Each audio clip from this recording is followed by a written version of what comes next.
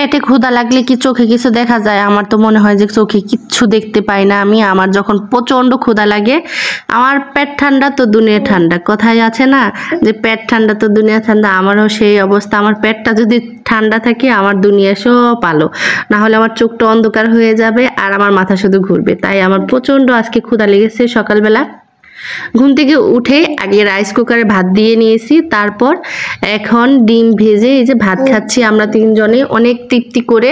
মানে 3টা ডিম ভাজছি মিক্স করে, মানে পেঁয়াজ দিয়েছি, বেশি করে ঝাল দিয়েছি। তো এই দিয়ে সকালের নাস্তা করবো আজকে। হ্যালো এভরিওয়ান, আসসালামু আলাইকুম। আশা করি সবাই ভালো আছেন। আলহামদুলিল্লাহ আমি অনেক ভালো আছি। তো পেটটা ঠান্ডা করে আবার দুপুরের জন্য মেয়েদের কাজই মনে হয় সারাদিন রান্না বান্না। ইদানিং জানি আমার বেশি রান্না করা হচ্ছে। তো যেহেতু ইদানিং ক্ষুধাও লাগতেছে, খাবারও বেশি খাওয়া হচ্ছে, রান্নাটাও বেশি করা হচ্ছে। তো ওই যে ছোট মা ছিল, ভাবলাম যে এটা আলু দিয়ে মেখে রান্না করব। আর ওই চুলাতে বাবুর জন্য দুধ রান্না করছি, মানে দুধ জাল দিচ্ছি। যেহেতু দুধ রোজ দিয়ে যায়, ইদানিং ধরে দুধ দিচ্ছে না, এটাও একটা ঝামেলা।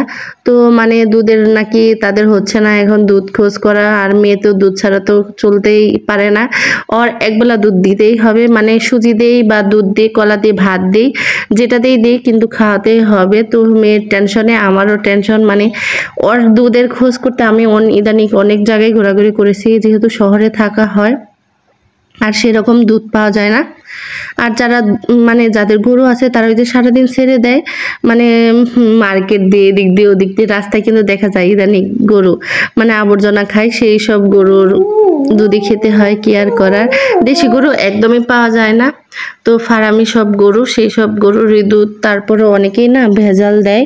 তো সে কথা বাদই দিই। আর এদিকে যে তরকারিটা রান্না করেছিলাম, তো ওটা তো দুপুরের খাবার। এটা আবার পরের দিন সকালে আমি কিন্তু রাতে যে রান্না করেছিলাম গরুর মাংসর কালা ভুনা, এত মজা হয়েছিল, এত খেতে অসাধারণ। তো আর চালের রুটি দিয়ে খেলাম।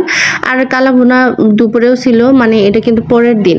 তো ওই যে সেটা দিয়ে দুপুরেও ভাত খেয়েছি। আর লাল শাক রান্না করেছি, গরম গরম ভাত। আর এদিকে বাবুকে খাওয়িয়ে ঘুমিয়েছিলাম। আর ওর সন্ধ্যাবেলায় ওর বাবা বাজার থেকে ড্রাগন ফলটা নিয়ে আসছে বাবুর জন্য। আমি বলছিলাম কি ও ইদানিং ধরে ফলটা খেতে চাচ্ছে না, তাই ভাবলাম যে ড্রাগন ফল নিয়ে আসেন, যেহেতু রক্ত শরীরে কম, এটা দেখি খাওয়াতে পারি নাকি। আমি কিন্তু একদম এই ফলটা খেতে পারি না, সবাই খেতে পারলেও আমি পারি না।